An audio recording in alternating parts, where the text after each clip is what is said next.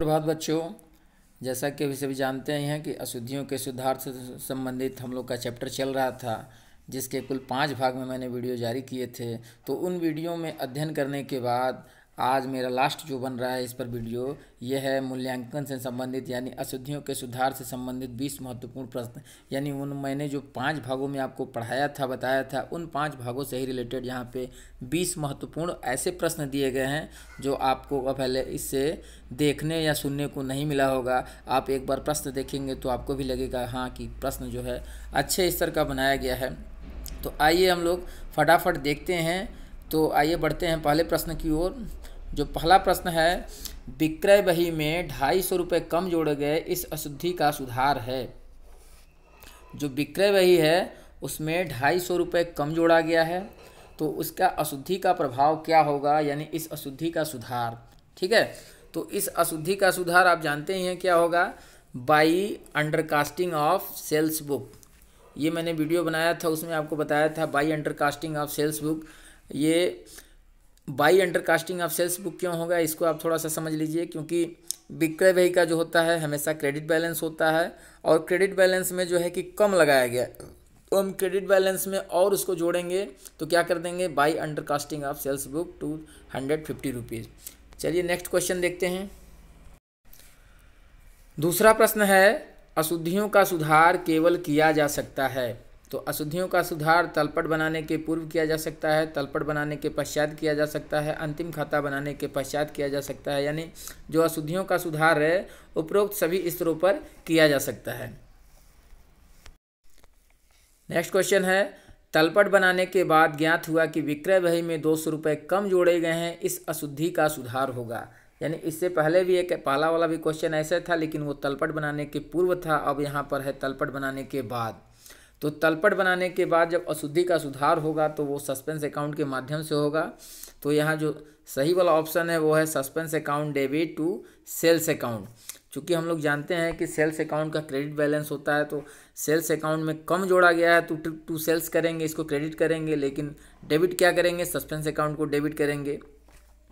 और यही अगर हम तलपट बनाने के पूर्व इस अशुद्धि का सुधार करते तो इसका फिर ऑप्शन ए सही हो जाता, by undercasting of sales book. ठीक है, लेकिन यहाँ हम तलपट बनाने के बाद इसका सुधार कर रहे हैं, इसलिए ऑप्शन सी हमारा सही होगा। क्वेश्चन नंबर 4 है, 500 रुपये की छूट दी गई परंतु बट्टा खाते में खतौनी नहीं की गई। यानी 500 रुपये का हमने डिस्काउंट दिया है जिसकी खतौनी बट्टा खाते में नहीं हुई। सुधार की प्रविष्टि में क्रेडिट की जाने वाली मद है। तो जब इसको सुधार करेंगे तो सुधार की प्रविष्टि में जो हमारा क्रेडिट मद होगा वो क्या होगा, तो जब इसकी सुधार करेंगे तो सुधार की एंट्री क्या बनेगी, हमारा discount allowed account debit, discount allowed account debit, और 2 होगा सस्पेंस अकाउंट। ठीक है, सस्पेंस अकाउंट, तो सस्पेंस अकाउंट क्रेडिट होगा। तो यहाँ उचंत खाता जो है ये हमारा हो जाएगा ऑप्शन बी सही हो जाएगा, उचंत खाता को क्रेडिट किया जाएगा। प्रश्न संख्या 5 है, क्रय बही का जोड़ 300 रुपये अधिक लगाया गया, इस अशुद्धि का सुधार लेखा है। यानी एक क्रय बही है जिसका जोड़ कम लगाया गया है, इसका सुधार क्या होगा, कम नहीं अधिक लगाया गया है, तो इस अशुद्धि का सुधार क्या होगा, इस अशुद्धि का सुधार होगा by overcasting of the purchase book. ठीक है, अब ये by overcasting of the purchase book क्यों होगा इसको समझ लीजिए। चूँकि परचेज अकाउंट का हमेशा जो होता है बैलेंस वो डेबिट बैलेंस होता है। कौन सा बैलेंस, डेबिट बैलेंस। अब यहाँ डेबिट कुछ ज़्यादा कर दिया गया 300 रुपये, तो इसको फिर हम इसका प्रभाव कम करने के लिए परचेज को क्रेडिट करेंगे। तो परचेज बुक के क्रेडिट साइड में लिखेंगे by overcasting of the purchase book of purchase book. ठीक है, तो ये वाला ऑप्शन आपका सही हो जाएगा। क्वेश्चन नंबर 6 है, यदि तलपट में उचंती खाता डेबिट पक्ष में दिखाया गया है तो इसे आर्थिक चिट्ठा में किस पक्ष में दिखाया जाएगा। यानी तलपट के डेबिट पक्ष में उचंती खाता या सस्पेंस खाता खोला गया है तो ये आर्थिक चिट्ठा के संपत्ति पक्ष में जाएगा, आर्थिक चिट्ठे के संपत्ति पक्ष में। चूँकि जो चिट्ठा होता है उसका डेबिट या क्रेडिट पक्ष तो होता ही नहीं है, दायित्व और संपत्ति पक्ष होता है। और तलपट की जो डेबिट साइड की मदें होते हैं वो संपत्तियों में जाती हैं, बैलेंस शीट के संपत्ति पक्ष में। तो यहाँ ऑप्शन डी जो है वो सही है। क्वेश्चन नंबर 7 है, व्यक्तिगत खातों से संबंधित अशुद्धियों का प्रभाव पड़ता है। तो जो व्यक्तिगत खाते हैं होते हैं उनमें जो अशुद्धि होती है उसका प्रभाव किस पर पड़ता है? तो उसका प्रभाव जो पड़ता है वो आर्थिक चिट्ठे पर पड़ता है। ठीक है, आर्थिक चिट्ठे यानी देनदारों और लेनदारों पर। ठीक है, ये डेप्टर्स और क्रेडिटर्स पर इसका प्रभाव पड़ता है। क्वेश्चन नंबर 8 है, अंतिम खाता बनाने के बाद लाभ हानि समायोजन खाते द्वारा किस प्रकार के खातों की अशुद्धि में सुधार किया जाता है? तो यानी जब हम बैलेंस शीट बना लेते हैं उसके बाद प्रॉफिट एंड लॉस एडजस्टमेंट के द्वारा जो हम रेक्टिफिकेशन करते हैं वो किस प्रकार के खातों में करते हैं? तो वो जो नाम मात्र के खाते होते हैं या अवास्तविक खाते, उनका सुधार हम profit and loss adjustment account के द्वारा करते हैं। नेक्स्ट क्वेश्चन, क्वेश्चन नंबर 9, उचंती खाते द्वारा अशुद्धियों का सुधार किया जाता है। तो जो उचंती खाता है उसके द्वारा जो हम तलपट में अशुद्धियों का सुधार करते हैं वो तलपट बनाने के बाद करते हैं। तलपट बनाने के पूर्व यदि सुधार किया जाता है तो उसका प्रयोग उचंती खाते से नहीं होता है, वो अपने आप खातों के द्वारा ही जो छूट गए हैं या जो डेबिट क्रेडिट हैं उन्हीं को करके सुधार लिया जाता है। लेकिन उचंती खाते का प्रयोग केवल और केवल तलपट बनाने के बाद किया जाता है। क्वेश्चन नंबर 10 है, तलपट का योग न मिलना क्या प्रदर्शित करता है? तो जो तलपट है यदि उसका योग नहीं मिलता है तो उससे पता चलता है कि तलपट में कोई गणितीय अशुद्धि विद्यमान है। चूँकि देखिए सैद्धांतिक अशुद्धियाँ ऐसी होती हैं जो तलपट में विद्यमान होंगी तो भी जो है तलपट का जो है बैलेंस मिल जाएगा। सैद्धांतिक अशुद्धियाँ ऐसी हैं जिनके होने पर भी तलपट का योग मिल जाएगा, लेकिन गणितीय अशुद्धि ऐसी है जो अगर विद्यमान हो गई तो तलपट का योग मैच नहीं करेगा, यानी डेबिट साइड और क्रेडिट साइड का जो बैलेंस होगा वो इक्वल नहीं होगा। क्वेश्चन नंबर 11 है, निम्न में से किस प्रकार के खाते में हुई अशुद्धि से लाभ या हानि प्रभावित होता है? तो जो लाभ या हानि है वो किस प्रकार की अशुद्धि से प्रभावित होती है? तो इसका जो उत्तर है वो है ऑप्शन सी। ऑप्शन सी जो है वो सही है, यानी नाम मात्र का खाता, ये अशुद्धियों का अंतिम खातों पर प्रभाव जो पड़ता है उसमें जो आपकी नाम मात्र के खाते होते हैं उनका प्रभाव जो पड़ता है वो व्यापार खाता और लाभ हानि खाता पर पड़ता है, जो कि लाभ या हानि को प्रभावित करते हैं। ठीक है, क्वेश्चन नंबर 12 है, उचंती खाता को दिखाया जा सकता है। उचंती खाता को दिखाया जा सकता है, यानी इसको कहाँ पर दिखाया जा सकता है? तलपट के ऋणी पक्ष में, बिल्कुल। तलपट के धनी पक्ष में, बिल्कुल। आर्थिक चिट्ठे में, यहाँ भी दिखाया जा सकता है। तो यानी जो ऑप्शन डी है ये सही है। क्योंकि तलपट बनाने के बाद जब तलपट मैच नहीं करता है तो उसके बैलेंस को मिलाने के लिए यदि डेबिट साइड का बैलेंस कम है तो हम इसको ऋणी पक्ष में उचंती खाता खोल देंगे, यदि क्रेडिट साइड का बैलेंस कम है तो उसे हम तलपट के धनी पक्ष में खोल देंगे। और आर्थिक चिट्ठा में, यानी अगर तलपट के डेबिट पक्ष में है तो वो आर्थिक चिट्ठे के क्रेडिट पक्ष में जाएगा, और तलपट के धनी पक्ष में है तो वो आर्थिक चिट्ठे के दायित्व पक्ष में जाएगा। यानी दोनों कंडीशनों में आर्थिक चिट्ठे में हम उसको दिखाएंगे ही दिखाएंगे। तो उचंती खाता जो है वो इन तीनों कंडीशनों में उपरोक्त सभी में प्रदर्शित किया जाएगा। Next question, question number 13, furniture के व्यापारी द्वारा फर्नीचर के क्रय किए जाने पर डेबिट किया जाएगा। तो इसकी जो जर्नल प्रविष्टि होगी क्या होगी? फर्नीचर के व्यापारी द्वारा फर्नीचर के क्रय किए जाने पर डेबिट किया जाएगा। तो जब भी फर्नीचर क्रय किया जाएगा तो उसका आंसर होगा क्रय खाता डेबिट। अब यहाँ पे आपको कन्फ्यूजन हो रहा होगा कि फर्नीचर के व्यापारी द्वारा फर्नीचर खरीदे जाने पर जो हमारा डेबिट होना चाहिए तो वो फर्नीचर खाता ना। आप यही सोच रहे होंगे कि ये हमारा फर्नीचर खाता जो है ये डेबिट होना चाहिए, लेकिन ये गलत है। क्रेडिट क्या होगा हमारा, डेबिट क्या होगा हमारा? क्रय खाता यानी परचेज अकाउंट। अब इसकी एंट्री क्या बनेगी इसको देख लीजिए। ये होगा हमारा purchase account debit, purchase account debit होगा। और 2 होगा क्रय, अगर हमने कैश में ख़रीदा है तो यहाँ कैश हो जाएगा, और यदि हमने उधार ख़रीदा है तो यहाँ हमारे क्रेडिटर्स हो जाएंगे। ठीक है, तो ये हो गया क्वेश्चन नंबर 13। अगर अभी भी आप नहीं समझे हैं तो इसको समझ लेते हैं, फिर से हम इसको समझाने का प्रयास करते हैं। देखिए, चूँकि फर्नीचर के व्यापारी द्वारा फर्नीचर के क्रय किए जाने पर, यानी जो फर्नीचर है वो फर्नीचर के व्यापारी के लिए संपत्ति नहीं है, या एक माल है, गुड्स है। तो जो व्यापारी जिस वस्तु में व्यापार करता है वह वस्तु उसके लिए माल कहलाती है। तो यहाँ फर्नीचर स्थायी प्रकृति का नहीं है, उसका स्वभाव है खरीदना और बेचना।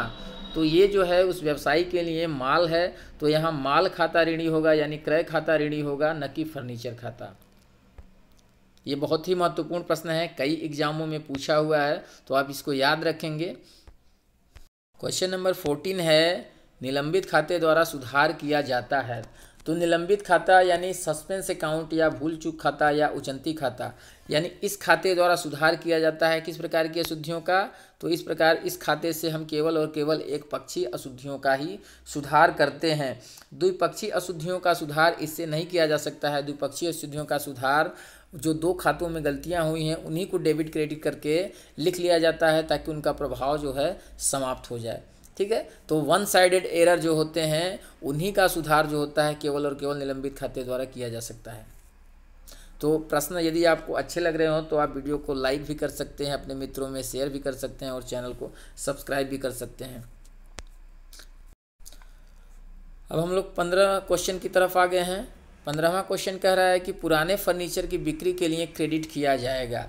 ठीक है, तो जब हम फर्नीचर की बिक्री करते हैं तो उसकी एंट्री हमारी क्या बनेगी। उसकी एंट्री यदि नकद बिक्री है तो उसकी एंट्री बनेगी कैश अकाउंट डेबिट, और to cash account debit to क्या होगा, टू फर्नीचर अकाउंट। तो क्रेडिट जो हमारी मद है, क्रेडिट वाली वो मद है हमारी फर्नीचर। तो 15 का जो ऑप्शन बी है वो सही होना चाहिए। ऑप्शन बी, पुराने फर्नीचर की बिक्री के लिए क्रेडिट किया जाएगा, तो उसका सही होगा फर्नीचर खाता। ठीक है, कुछ लोग इसको विक्रय खाता में भी क्रेडिट कर देते हैं। तो जो विक्रय खाता है ये ऑप्शन फिर आपका गलत हो जाएगा, क्योंकि ये माल नहीं है, ये हमारी संपत्ति है, इसलिए हम फर्नीचर खाता को ही क्रेडिट करेंगे। ये भी प्रश्न महत्वपूर्ण है, आप इसको ध्यान रखेंगे। क्वेश्चन नंबर 16 है, कौन सी अशुद्धियों का प्रभाव तलपट के योग पर नहीं पड़ता। तो यानी ऐसी कौन सी अशुद्धियाँ हैं जो तलपट को प्रभावित नहीं करती हैं। तो क्षतिपूरक अशुद्धियाँ हैं जो तलपट के योग को प्रभावित नहीं करती। ये ऐसी अशुद्धियाँ होती हैं जो तलपट के डेबिट साइड में और क्रेडिट साइड यानी दोनों साइड में ये विद्यमान होती हैं, लेकिन इनका प्रभाव जो होता है दोनों साइड को इक्वल कर देता है, जिससे इनकी कमी को पहचाना नहीं जा सकता है। यानी एक की कमी को ये दूसरे द्वारा सही कर देते हैं। यानी जैसे हमको राम को खाता डेबिट करना था, लेकिन हम राम के जगह श्याम का खाता डेबिट कर दिए, तो हमारा जो डेबिट वाला अमाउंट है वो सेम रहेगा। इस वजह से तलपट का जो है प्रभाव दिखेगा नहीं। ठीक है, दूसरा है सैद्धांतिक अशुद्धियाँ। सैद्धांतिक अशुद्धियाँ यानी हमने मान लीजिए एक मशीन खरीदी, मशीन की रिपेयर में कुछ पैसे खर्च हुए, मान लीजिए 10,000 हमने रिपेयर कराई पुरानी मशीन खरीदने में। तो यहाँ पर हम कुछ लोग क्या करते हैं, इसको रिपेयर अकाउंट डेबिट कर देते हैं। चूँकि रिपेयर अकाउंट डेबिट नहीं होगा, यहाँ पे मशीनरी अकाउंट डेबिट होगा। तो यहाँ रिपेयर अकाउंट डेबिट करें या मशीनरी अकाउंट डेबिट करें, लेकिन जो है तलपट के योग पर कोई प्रभाव नहीं पड़ेगा। तो ये सैद्धांतिक अशुद्धियाँ भी तलपट के योग को प्रभावित नहीं करेंगी। तीसरा है छूट जाने वाली अशुद्धियाँ, यानी ऐसी अशुद्धियाँ जो पूर्णतः छूट जाए। जैसे हमने राम को माल बेचा और इसका लेखा प्रारंभिक बहियों में बिल्कुल भी ना हो, तो इसका प्रभाव भी क्या होगा, तलपट पर नहीं पड़ेगा। तो इन सभी यानी ये जो ऊपर के तीनों अशुद्धियाँ हैं, इनका प्रभाव जो है तलपट के योग पर नहीं पड़ता है। मैंने इसके पहले जो मेरा तलपट वाला चैप्टर चल रहा था उसमें मैंने आप लोग को बताया था कि तलपट को प्रभावित न करने वाली अशुद्धियों के बारे में डिटेल में। तो यदि आपने उस वीडियो को अभी तक नहीं देखा है तो नीचे दिए गए डिस्क्रिप्शन बॉक्स में जाकर उसको देख सकते हैं आसानी से, और उसको आप सीख सकते हैं। क्वेश्चन नंबर 17 है, राम की जगह श्याम को डेबिट करना किस प्रकार की अशुद्धि है। तो राम की जगह यदि हमने श्याम को डेबिट कर दिया गया, यानी हमने लिखने में गलती कर दी, राम की जगह हमने श्याम को डेबिट कर दिया, तो ये हमारी लेखा संबंधी अशुद्धि के अंतर्गत आएगी। क्वेश्चन नंबर 18 है, 2,000 रुपये में फर्नीचर क्रय किया गया जिसे क्रय खाता में डेबिट कर दिया गया। इसकी सुधार की प्रविष्टि क्या होगी। यानी एक फर्नीचर जिसको हमने क्या कर दिया, फर्नीचर क्रय किया, तो इसकी एंट्री क्या होनी चाहिए थी, फर्नीचर अकाउंट डेबिट होना चाहिए था। अगर नकद खरीदा तो टू कैश, लेकिन हो क्या गया, फर्नीचर अकाउंट की जगह हमने purchase account debit to cash कर दिया। ठीक है, तो हम इसका एक वीडियो आपको बनाए थे, यानी अशुद्धियों के सुधार वाले में ही जो तीसरा पार्ट वाला था उसमें आपको बताया गया था। चूँकि ये देखिए ऐसी है, पहले इसको ऐसे त्रुटियों को सुधार करने के लिए मैंने बताया था कि पहले आप सही एंट्री बनाइए, फिर गलत एंट्री बनाइए, फिर दोनों में देखिए जो कॉमन हो उसको काट दीजिए, फिर सही क्या होना चाहिए उसको सही जगह लिख दीजिए, फिर जो गलत हो गया उसका ठीक उल्टा, यानी गलत पक्ष जो है डेबिट है तो उसको क्रेडिट में कर दीजिए, यदि वो क्रेडिट है तो उसको डेबिट कर दीजिए। तो वीडियो में बहुत ही आसान भाषा में, सरल भाषा में, इजी वे में समझाया गया है। अगर आपने नहीं देखा है तो उसको तुरंत नीचे दिए गए डिस्क्रिप्शन बॉक्स में जा करके देख सकते हैं आसानी से, और फिर आप उसको समझ सकते हैं। तो यहाँ जो सही एंट्री बनेगी वो क्या होगी, furniture account debit to purchase account. चूँकि फर्नीचर खरीदा था तो फर्नीचर डेबिट होना चाहिए था, लेकिन फर्नीचर की जगह हमने परचेज को डेबिट कर दिया, तो परचेज को यहाँ हम क्रेडिट कर देंगे, तो इसका प्रभाव जो है वो समाप्त हो जाएगा और फर्नीचर खाता हमारा डेबिट भी हो जाएगा। तो ऑप्शन ए जो है वो सही है। क्वेश्चन नंबर 19 है, तलपट बनाने के पूर्व ज्ञात हुआ कि विक्रय वापसी पुस्तक में 60 रुपये कम जोड़े गए हैं, इसका सही सुधार है। तो विक्रय वापसी पुस्तक यानी सेल्स रिटर्न्स बुक जो है उसमें 60 रुपये कम जोड़े गए हैं, तो इसका प्रभाव क्या होगा, इसका सुधार क्या होगा। तो जानते हैं, इसको सुधार को देखने के लिए पहले आपको ये देखना होगा कि विक्रय वापसी पुस्तक का जो बैलेंस होता है वो डेबिट होता है कि क्रेडिट होता है। तो जो विक्रय वापसी पुस्तक होता है उसका बैलेंस सदैव डेबिट होता है। तो डेबिट साइड में जो है 60 रुपये कम जोड़े गए हैं, तो 60 रुपये हम और बढ़ा देंगे, तो क्या हो जाएगा, to under casting of sales return book. समझ में आ गई बात, ये to under casting of sales return book, यानी जब हम यहाँ 2 लगाएंगे तो ये डेबिट साइड में जाएगा, यदि हम बाई कर देंगे तो ये क्रेडिट साइड में चला जाएगा, जो कि गलत हो जाएगा। तो कम लगा है तो हम यहाँ क्या लगाएंगे, 2। तो इसका जो सही ऑप्शन है वो है option C, to under casting of sales return book. अब हम लोग आज के इस वीडियो के अंतिम प्रश्न की ओर बढ़ चले हैं। अंतिम प्रश्न जानने से पहले आप ये प्रश्नों के स्तर को देख लिए होंगे, इसमें ऐसा कोई भी प्रश्न नहीं है जिस पर मैंने वीडियो में बात न किया हो। तो यदि ऐसे और प्रश्नों के उत्तर देना चाहते हैं तो इसके पहले जो मैंने अशुद्धियों के सुधार से संबंधित 5 भाग में वीडियो जारी किए हुए हैं, इस चैनल पर अपलोड है, उसको आप जा करके देख सकते हैं। उस प्लेलिस्ट का नाम भी मैं बता दे रहा हूँ आपको, अशुद्धियों के सुधार नाम से एक प्लेलिस्ट है, उसमें 5 वीडियो है, जिसको देख करके आप आसानी से इसको बना सकते हैं। अब यहाँ इसको हम लोग बात करते हैं कि तलपट बनाने के बाद ज्ञात हुआ कि क्रय बही में 1000 कम जोड़ लगाया गया, इसका सही सुधार। यानी तलपट बनाने के बाद, यदि तलपट बनाने के पहले होता तो हम 2 या बाई लिख करके काम चला देते, लेकिन यहाँ तलपट बनाने के बाद है तो हम सस्पेंस अकाउंट का प्रयोग करेंगे, सस्पेंस खाते का।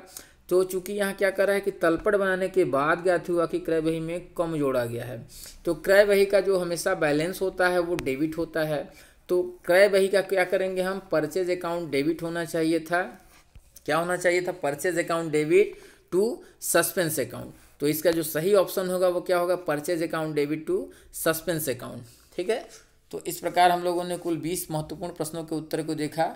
ये ऐसे प्रश्न हैं जो आपको 9th, 10th, 11th, 12th और कॉमर्स रिलेटेड वनडे एग्जाम या अन्य प्रतियोगी परीक्षाओं में बहुत ही महत्वपूर्ण है। तो ऐसे प्रश्नों को देखने के लिए आप मेरे चैनल के साथ जुड़ जाएं। वीडियो देखने के लिए आप सभी का बहुत बहुत धन्यवाद।